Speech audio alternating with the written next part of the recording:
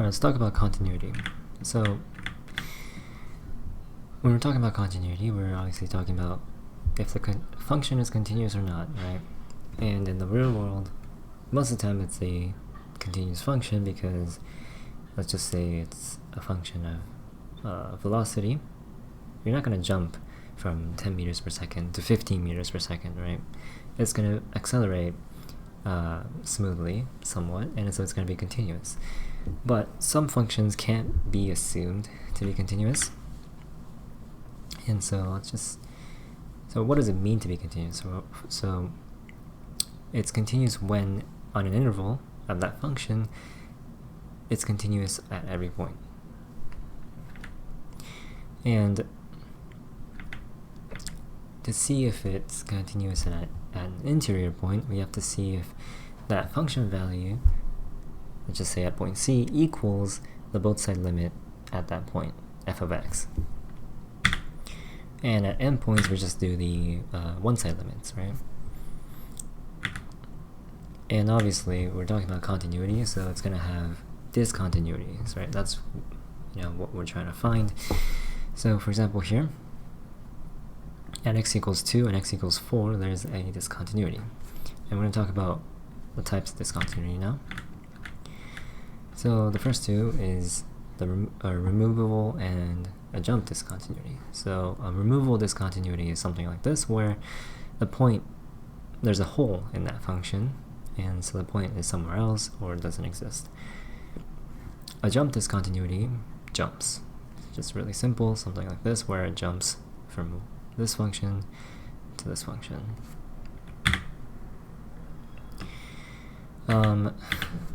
The other two types of discontinuity are infinite and oscillating. So infinite discontinuity means that it goes off to infinity and doesn't reach a point.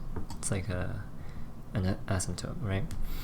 And an oscillating discontinuity means that the graph behaves somewhat like this. It oscillates back and forth, so it doesn't have one specific point that it lands on, so it's a discontinuity. And this function is a sine of 1 over x. Some other properties of continuity.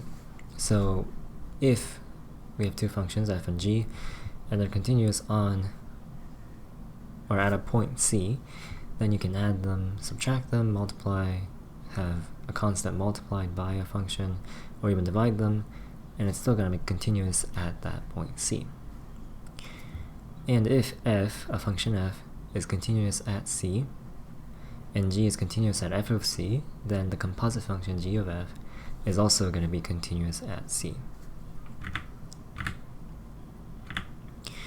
So, last thing we're going to talk about is the intermediate value theorem. A function y of f of x that is continuous on the interval a to b takes on every value between f of a and f of b. So if the function is continuous from a to b, then it has to also take on every single y value from a to b. So let's do some examples. Find continuity or points of continuity and discontinuity of this function. Identify the continuity, the discontinuity. So easiest thing to do is to imagine this parent function first. The parent function of this function is 1 over x squared. It looks something like this, right? So it's gonna have the same discontinuity at the x value, except it's moved 10 to the right, or 10 to the left, sorry. So at x equals negative 10, it's going to have an infinite discontinuity. Next, we're going to talk about this sort of function here. First thing is, does f of 2 exist? Well, let's just look here. Does f of 2 exist? Well, there's a jump discontinuity here, but the function value here, f of 2, still exists here, right? It's at 0, so it does exist. Does the limit as x approaches 4 of f of x exist? Again, even though the function value doesn't exist here, the limit can still exist, so it does exist. And about what values of x is f of x continuous? So it's continuous everywhere it's not. Everywhere it doesn't have a discontinuity, basically. So here, here, and here are the discontinuities, right? So everywhere else from negative infinity to here, 0 to 2, 2 to 4, 4 to infinity is continuous.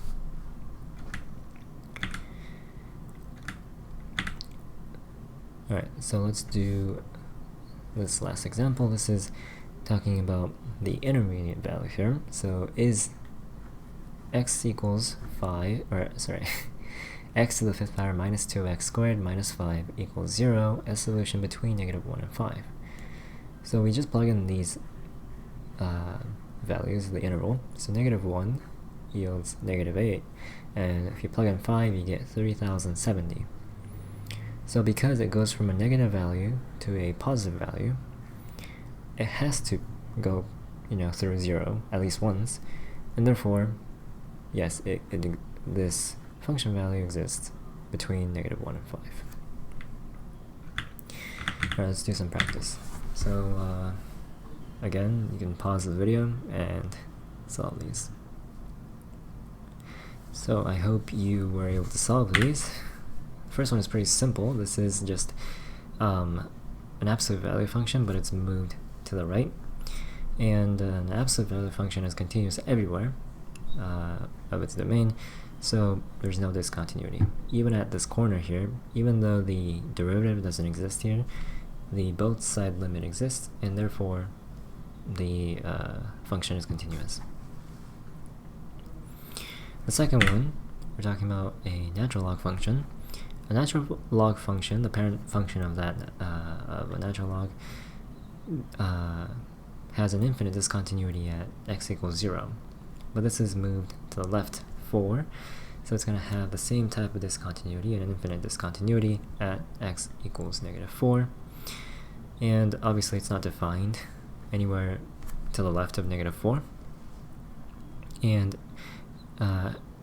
everywhere from negative 4 to infinity, it's continuous.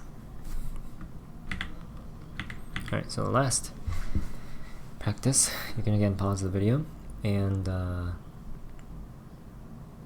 hope you can solve it. Alright, so this is pretty easy. We just plug in these numbers again. So if you plug in 2, you get 8, plug in 5, you get negative 1. And so we're trying to see if there's a root of this function between negative 2 and 5. A root means it's equal to 0. So it goes from a positive number to a negative number, and so therefore it has to pass 0 between 2 and 5. Therefore, yes. Thank you.